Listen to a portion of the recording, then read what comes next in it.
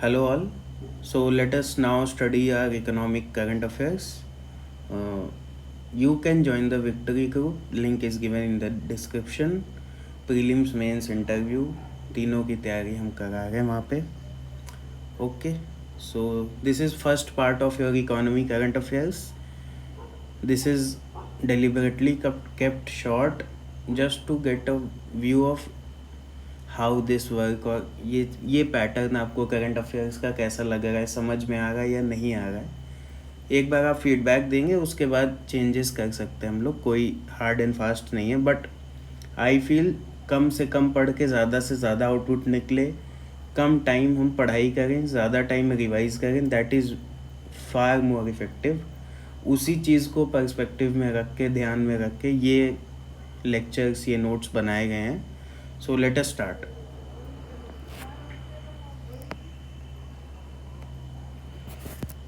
India fourth largest economy बन गई है. India just overtook Japan. India Japan को ओवरटेक करके फोर्थ लार्जेस्ट इकॉनमी बन गई है. India third largest economy most probably 2028 तक बन जाएगी. इंडिया किसको ओवरटेक करके थर्ड लार्जेस्ट इकॉनमी बनेगी? जर्मनी को. IMF ने इंडिया का ग्रोथ रेट 6.2% बताया है 2025 में, और 3% बताया है 2026 के लिए. ये वर्ल्ड में one of the highest growth rate है, और इसीलिए कह रहे हैं कि इंडिया 2028 तक जर्मनी को सरपास कर जाएगा. एक बार देख लेते. सबसे बड़ी इकॉनमी US की है, फिर चाइना की, Germany is third, India is fourth and Japan is fifth. Okay. FDI inflow in India. FDI inflow increase हुआ है. येस. How much percentage? 14%. ये एग्ज़ाम के लिए नहीं है, ध्यान रखना है कि हाँ इंक्रीज़ हुआ है, सब्सटेंशियल इंक्रीज़ हुआ है. ऑल्सो इंडिया टॉप रेसिपेंट है FDI का. सबसे ज़्यादा FDI कहाँ आया है? सर्विस सेक्टर में आया है. सेकंड पे कौन है? Computer, software and hardware. Service sector में FDI में 40% की ग्रोथ हुई है. पिछले साल से इस साल 40% ज़्यादा FDI आया है सर्विस सेक्टर में. मैन्युफैक्चरिंग FDI अगर एग्ज़ाम में दे दिया जाए कि कम हुआ है, ज़्यादा हुआ है, तो manufacturing FDI has increased by 18%. सबसे ज़्यादा FDI कौन से स्टेट में आया? महाराष्ट्र में आया, second Karnataka and third is Delhi. सबसे ज़्यादा FDI आया कहाँ से? तो maximum FDI Singapore, second Mauritius और थर्ड US. ओके. RBI की एक रिपोर्ट आई थी, उसका कुछ इम्पोर्टेंट चीज़ें हैं. जैसे 500 की जो रुपये की नोट है वो सबसे ज़्यादा वैल्यू और वॉल्यूम में सर्कुलेशन में है बाकी नोट्स के कंपैरिजन में. वैल्यू में तो सबसे ज़्यादा है ही, वॉल्यूम में भी सबसे ज़्यादा है. ये नहीं कंफ्यूज होना है कि 10 रुपये या 20 की नोट सबसे ज़्यादा वॉल्यूम में है. RBI ने इंडिया का जो रियल GDP ग्रोथ रेट है वो 6.5% बताया है. RBI के डेटा में एक और इंटरेस्टिंग चीज़ थी, हो सकता है एग्ज़ाम में आ जाए, कि बैंक फ्रॉड्स का नंबर तो कम हुआ है, मतलब number of bank frauds have reduced, लेकिन वैल्यू ऑफ बैंक फ्रॉड्स या value involve in bank frauds has tripled, यानी 3 टाइम्स हो गई है वैल्यू फ्रॉड की. तो पहले 1 करोड़ का फ्रॉड हो रहा था, तो अब 3 करोड़ का फ्रॉड हो रहा है. हाउएवर नंबर ऑफ फ्रॉड्स, जैसे पहले 10 फ्रॉड हुए तो अब 5 फ्रॉड हो रहे हैं. Okay. Next is birth rate. सबसे ज़्यादा बिहार का है और सबसे कम अंडमान एंड निकोबार का है. डेथ रेट सबसे ज़्यादा छत्तीसगढ़ और सबसे कम Chandigarh. Infant mortality rate Madhya Pradesh का हाईएस्ट है, मणिपुर का लोवेस्ट है. टोटल फर्टिलिटी रेट बिहार का हाईएस्ट, तमिलनाडु का lowest. Sex ratio Kerala and Chhattisgarh highest sex ratio. ये छत्तीसगढ़ इम्पॉर्टेंट है, याद रखना है. और lowest sex ratio of Uttarakhand.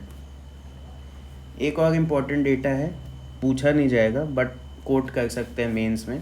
94.3% institutional deliveries मतलब हॉस्पिटल में दिखाया गया मदर को डिलीवरी के टाइम पे, तो 94.3% is a good number.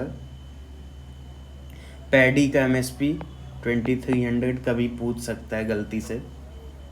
Basic animal husbandry statistics देख लेते हैं, रिसेंटली रिलीज़ हुई थी।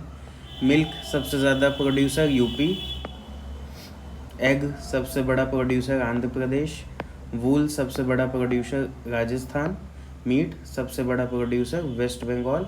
ये याद रखना, मीट का सेकंड लार्जेस्ट प्रोड्यूसर यूपी है, ये नहीं पूछा जाएगा एग्ज़ाम में। बट ग्रोथ रेट देख सकते हैं, मिल्क सबसे ज़्यादा ग्रोथ रेट कहाँ है मिल्क की, मिल्क प्रोडक्शन सबसे तेज़ी से कहाँ बढ़ रहा है, वेस्ट बंगाल में। एग्स लद्दाख में, वूल पंजाब में और मीट असम में। MSP of wheat is 2425, paddy का है 2300 और व्हीट का है 2425।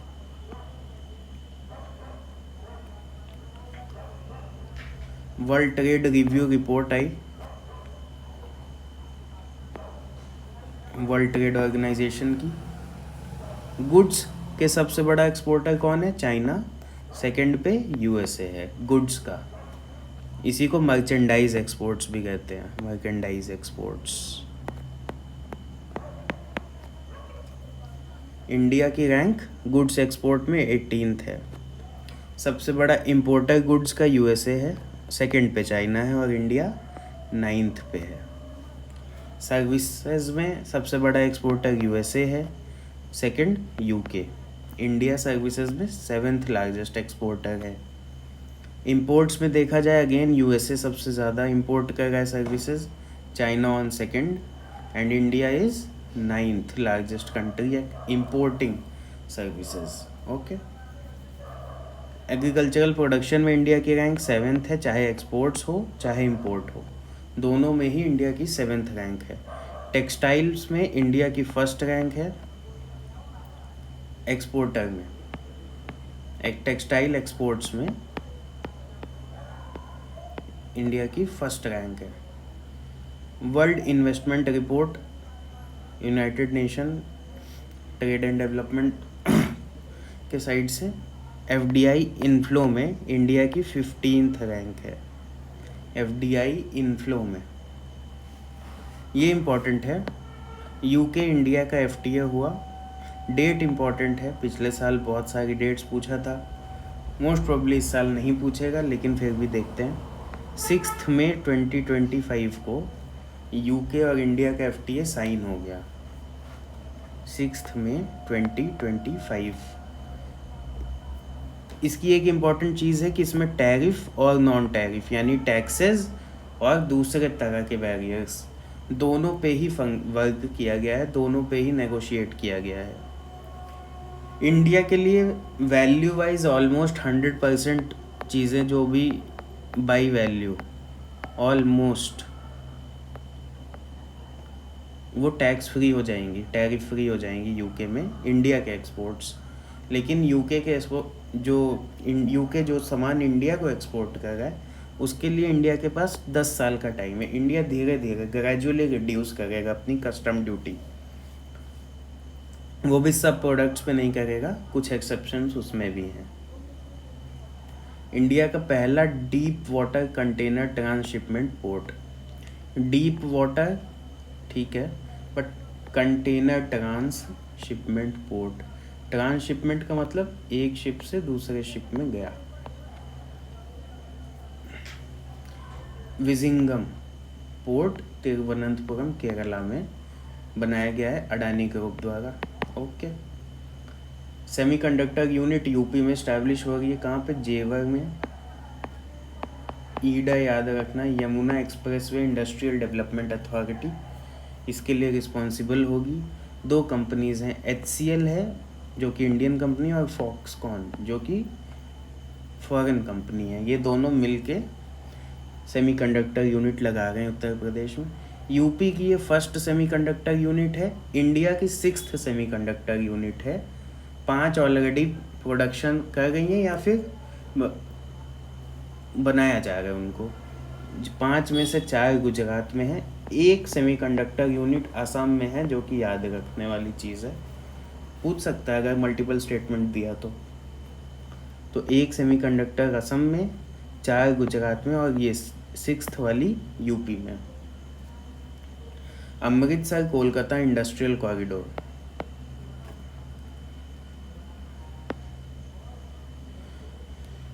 इसमें ये डिसाइड किया गया कि प्रयागराज और आगरा में 2 इंडस्ट्रियल क्लस्टर्स बनाए जाएंगे, that's it. NPS Vatsalya, what is NPS Vatsalya? Name के as the name suggest, National Pension Scheme Vatsalya, मतलब pension scheme for minors below 18 age के। बट ऐसा नहीं है कि 80 आप 18 साल तक चलाओ ये स्कीम, उसके बाद बंद हो जाएगी। सेम एनपीएस अकाउंट जो कि माइनर का था वो कन्वर्ट हो जाएगा रेगुलर एनपीएस अकाउंट में, converts into regular NPS account. Universal pension scheme कब से इम्प्लीमेंट हुई? 1 अप्रैल 2025 से, very important date. Universal pension scheme non reversible है, एक बार आपने ऑप्ट कर दिया तो you can not come back. 10% employ contribution है और हर 10% पे 18.5% एम्प्लॉयर का कॉन्ट्रीब्यूशन है। First state to implement universal pension scheme was Maharashtra. So that's it. ये डेलिबरेटली कंसाइज रखा गया है to understand whether you are understanding it और नॉट। समझ में आ रहा है तो I will make the same format, नहीं समझ में आ रहा तो I will try something else, please convey. Okay, thank you.